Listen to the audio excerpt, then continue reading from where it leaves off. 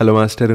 ఏమండే మేడం గారు, ఇవాళ నేను చూపించే జీడిపప్పు చికెన్ ఫ్రైని అస్సలు మిస్ అవ్వకండి. ఈ చికెన్ ఫ్రైని ఇంట్లో ఉండే బేసిక్ మసాలాలతో వంట రాని వాళ్ళు కూడా చాలా తేలిగ్గా చేసేయచ్చండి. ఇప్పుడు మనం చేసుకునే కోడి వేపుడు బగారా అన్నంలోకే కాదండి, మామూలు అన్నంలోకి కూడా పర్ఫెక్ట్ గా ఉంటుంది. ఇప్పుడు చేయటం మొదలెట్టినా గానీ ఒక అరగంటలో తయారైపోతుంది. చికెన్ ఫ్రై కోసం ఒక 3 ఎర్రగడ్డల్ని ఎంత సన్నగా వీలైతే అంత సన్నగా, పచ్చిమిరపకాయల్ని ఏటవాలుగా, ఒక 3/4 కేజీ చికెన్ ని శుభ్రంగా కడిగి పెట్టుకోండి. చికెన్ ఫ్రై తో పాటు ఈ రెసిపీకి వాడుతున్న ఏఎంసీ గిన్నె గురించి కూడా అస్సలు బోరు కొట్టకుండా ఒక 2 విషయాలు చెప్తానండి. ఇక్కడ నేను చూపిస్తున్న దాన్ని ఆడియో థర్మ్ అంటారండి. కడాయి వేడెక్కిన వెంటనే మనల్ని సౌండ్ తో నోటిఫై చేస్తుంది. అలానే కడాయిలో ఎంత టెంపరేచర్ ఉందో కూడా చెప్తుంది. వేడెక్కిన గిన్నెలోకి కడిగి పెట్టుకున్న చికెన్ ని ఒక చిటికెడు ఉప్పుని వేసుకొని చికెన్ లో ఉన్న నీరంతా ఇంకిపోనివ్వండి. ఈ ఏఎంసీ గిన్నెలో కావాలనుకుంటే గనక అస్సలు నూనె అన్నదే లేకుండా కూడా వండుకోవచ్చండి. అదే గిన్నెలోకి చాలా కొంచెం నూనె వేసుకొని సన్నగా తరిగి పెట్టుకున్న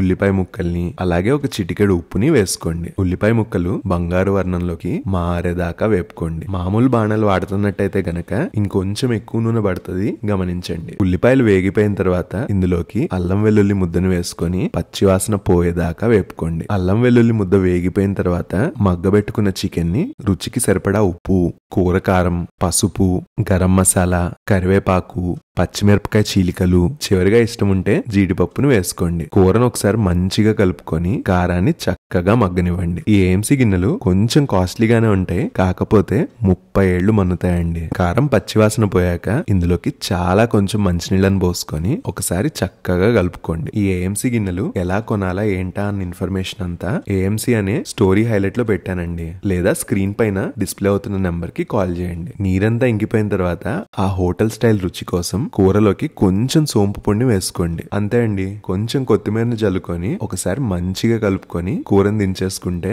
సూపర్ గా ఉండే చికెన్ ఫ్రై తయారైపోతుందండి. ట్రై చేసి ఎలా వచ్చిందో పక్కా కమెంట్ చేయండి.